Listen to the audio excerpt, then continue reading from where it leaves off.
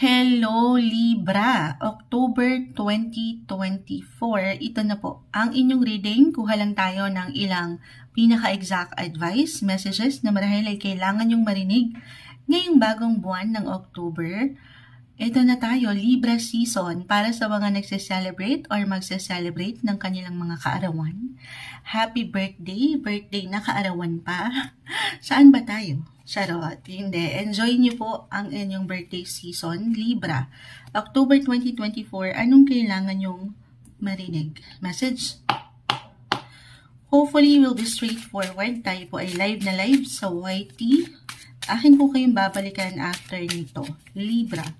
October 2024, ayan, bumagsak ng isa. Gusto ko sana ikat, nawala na naman sa isip ko, tumalon agad. Hindi natin pipigilan. Libra, October 2024. Ayan na. Okay. Uy, Justice card. Kayo na yan. Yung balance. Balance. You're all about balance, Libra. Ayun na. Ayun na, ayun na, ayun na. So, isahin po natin. The Temperance card. It's all about balance. Balance pa rin yan. Queen of Swords. Reverse. Two of Cups. I know sa live hindi masyadong kita yung baraha dahil huwag kayong mag-alala, mapapanood nyo rin po ito. The Eight of Swords. Kunin natin itong pinaka nasa unahan. The Page of Swords. Libra, umaangat ang air sign dito, bilang kayong mga air sign, and yung balance po. Ito yung patuloy yung mission eh. At ito yung ngayong buwan, nakikita ko na mas taimtim, mas merong harmony, may pagka at peace, or maybe ito lang yung lagi nyong dadamahin sa inyong mga sarili kahit pa hindi perfect ang buhay o yung ilang sitwasyon na inihahain sa inyo ng universe. Pero meron akong pagkaklaro na nakikita para dito sa inyo. Pagkaklaro ng inyong mga isipan, yung mindset ba? Pakiramdam, mentally, emotionally, or even physically. Nasa inyo yung, kumbaga, hindi lang balance, pero yung pagka at peace and yung patience, yung love. Two of Cups. Ayan, pakita natin sa live. Two of Cups, Libra. Ang ganda. Mas mafe-feel nyo ngayon that you are loved. Or maybe a reminder, minsan, the Eight of Swords, reverse. Hindi natin maiwasan na kamahal-mahal ba ako? May pagtatanong, the Page of Swords, Queen of Swords. Alam mo yun, yung pakiramdam na na-appreciate ba ako? Pinapahalagahan ba ako? Libra. Napupuna ka. Nakikita yung bawat ginagawa mo, yung pagpapahalaga mo, yung bawat action mo. Kasi nga, andito yung balance sa'yo. Ito yung aangat ngayong buwan. Natural na angat, bilang ito rin yung natural nyong kakayanan. Okay? Ang magdala. Actually, kayong mga Libra, kayo rin yung tinatawag na peacemaker ng zodiac. Kayo yung palaging kung hindi man nag-aayos ng ilang sitwasyon, ayaw nyo ng gulo. Siyempre pa, ayaw natin yan. Ayaw nyo ng drama. Gusto nyo kalma. May pagka at peace para masaya ang buhay. At ito yung pwede nyo maramdaman, matanggap this month na napakaganda. Doon pa lang. Doon sa pagka at peace. Solve na tayo doon. Matatanggap nyo yung justice. Justice cards. Kung magiging practical tayo, kung ito ay may patungkol po sa relasyon. For some of you, Libra, positive possibilities. Why I'm getting a message na higit na magiging malalim, couples in a relationship or married ang inyong buhay, pag-ibig. October, mas mararamdaman nyo yung love. Maaring meron kayong matanggap. I-claim natin ito mula sa inyong mga partners, sa inyong mga buhay, pag-ibig, asawa, kapareha. Something na hindi lang maganda, pero para sa ilan, okay? Tayo po ay general message. Gaano mo ito kaliit kaganda? Kasi still si Venus po, your planet ruler, si Venus astrologically still currently in your sign, Libra.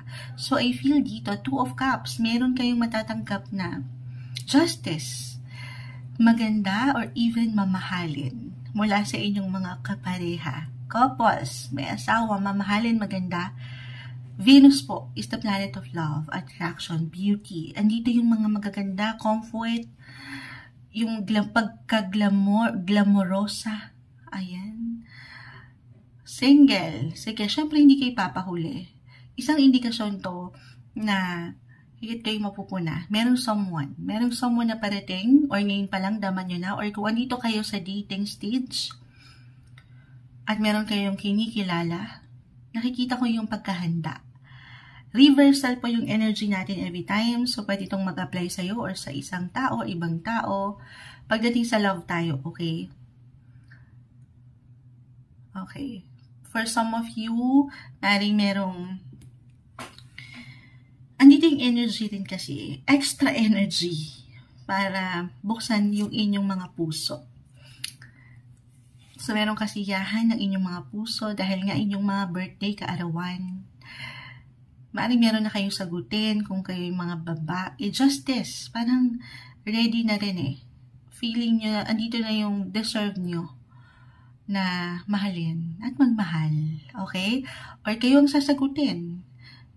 Ano pa man yung gender nyo, may paglalim po. May spark ako nakikita. May mutual feelings pagdating sa romance, balance. Para bang andito yung purpose, the temperance card, yung pagliwanag. Meron kayong gabay if it is about your career,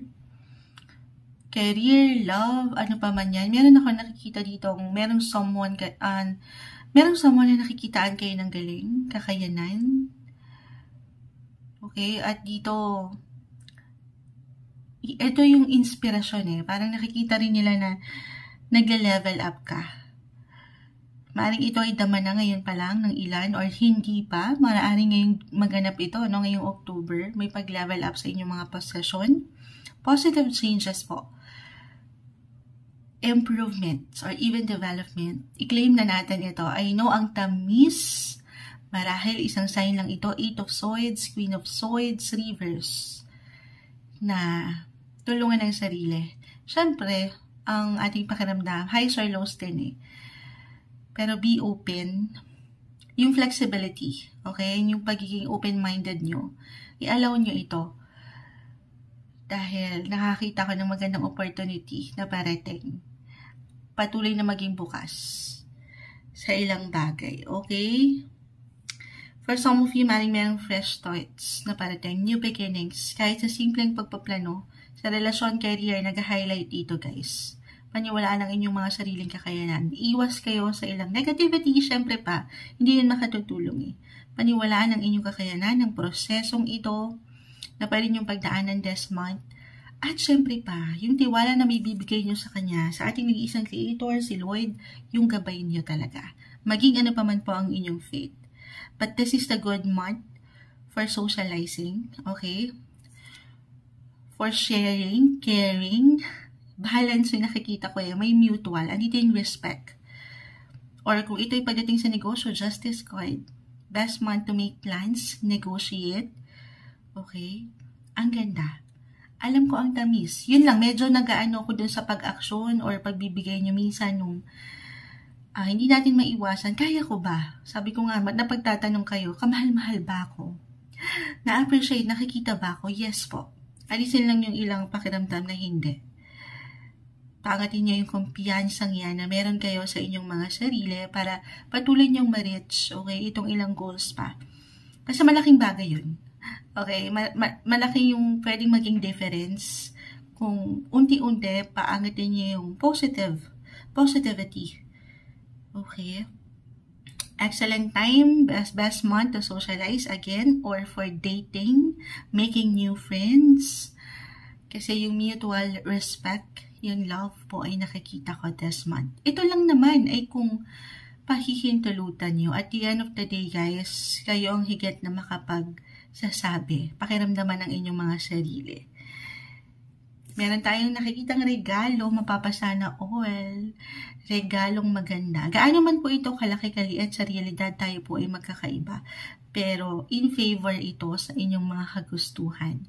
Ma-appreciate nyo ito at kayo ay higit rin pahahalagahan. Ito ang umaangat ngayong month of October 2024. Happy birthday para sa inyo, Libra.